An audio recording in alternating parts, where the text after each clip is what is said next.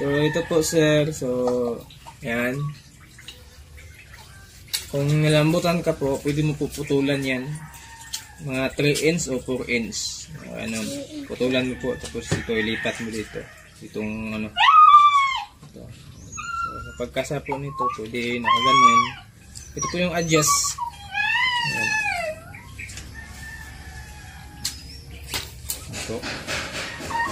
At pwede ka din magkasa dito para mas lumakas. Ayan.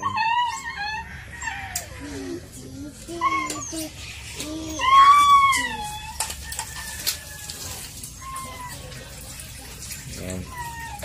Kung nilambutan ka po, pwede mo po bawasan para mas lalong lumakas. Ayan. So, pwede ka rin direct yan. Mas pagkasa.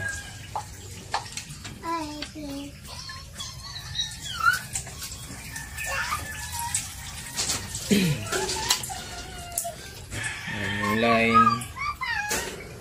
Ayan, yung pag-arrange.